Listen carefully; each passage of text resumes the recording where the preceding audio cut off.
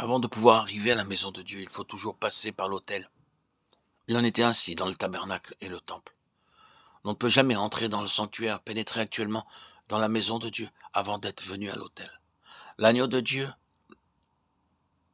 et l'autel se dressent sur le chemin du sanctuaire et le bar.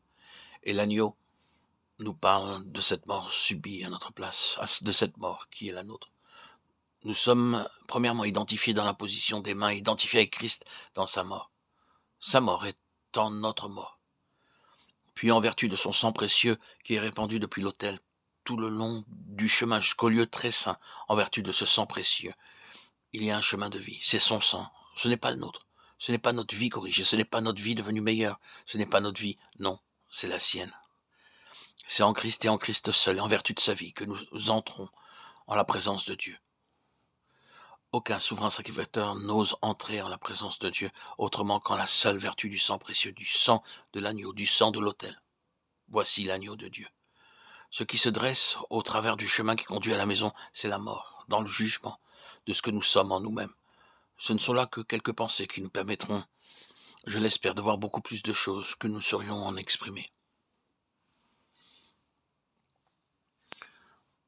Nous voyons donc deux choses. Il y a le premier pas vers la maison de Dieu, à savoir l'autel, la mort, et c'est là ce que doit déclarer le baptême. Il montre que nous prenons notre place en Christ, notre représentant, et que cela signifie la fin de tout ce que nous sommes en nous-mêmes. Ce ne sont pas seulement nos péchés qui ont été enlevés, c'est nous-mêmes, qui sommes si entièrement différents de Christ. Au point de vue de Dieu, c'est la fin de nous-mêmes. Comprenons bien cela. C'est le point de vue de Dieu dans la mort de Christ. Dieu a mis fin à nous-mêmes, à notre vie naturelle, dans la résurrection de Christ, et notre union avec lui dans sa résurrection, ce n'est plus nous qui vivons, c'est Christ seul qui vit. Et l'œuvre du Saint-Esprit dans l'enfant de Dieu consiste à rendre réel en nous ce qui a été définitivement accompli. Nous n'avons pas besoin de mourir, nous sommes morts. Ce que nous avons à faire, c'est d'accepter notre mort. Si nous ne saisissons pas cela, nous serons tout le temps à lutter pour nous mettre nous-mêmes à mort. C'est une position à accepter qui, en ce qui nous concerne, est aux yeux de Dieu une position établie. Voilà ce que signifie nous considérer comme morts. C'est prendre la place que Dieu a appointée pour nous. C'est y entrer en disant « J'accepte la position que Dieu a désignée pour moi-même. La tâche du Saint-Esprit sera de s'occuper du reste, mais j'accepte la fin. » Si jamais nous arrivions, vous et moi, à un point où nous nous détournions de l'action du Saint-Esprit en nous, ce que nous ferions alors serait plus grave qu'un simple refus de continuer la route. Ce serait le reniement de la position originale que nous avions prise. Et cela serait beaucoup plus sérieux. Ce serait réellement détruire une position que nous avions prise un jour avec lui.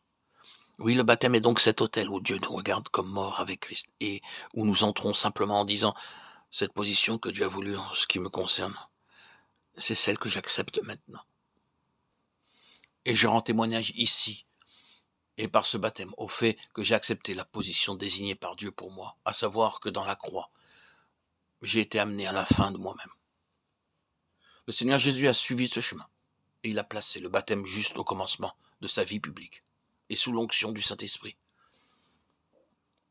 Il refusa absolument à partir de ce moment d'écouter ses propres pensées en dehors de Dieu, de se laisser influencer en aucune manière par des suggestions dictées par sa propre humanité, quoique sans péché, mais en dehors de Dieu. Il fut gouverné tout le long du chemin par l'onction, dans ce qu'il dit, dans ce qu'il fit, dans ce qu'il refusa de faire, où il alla, et au moment où il alla.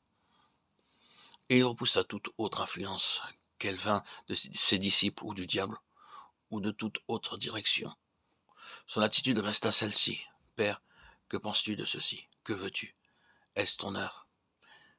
Il disait sans cesse en fait, non pas ma volonté mais la tienne, non pas mes jugements mais les tiens, non pas mes sentiments mais ce que tu éprouves en cela. Il était réellement mort, nous le voyons, il avait été enseveli réellement. C'est ce qu'avait signifié pour lui son baptême, et c'est là que nous sommes nous aussi.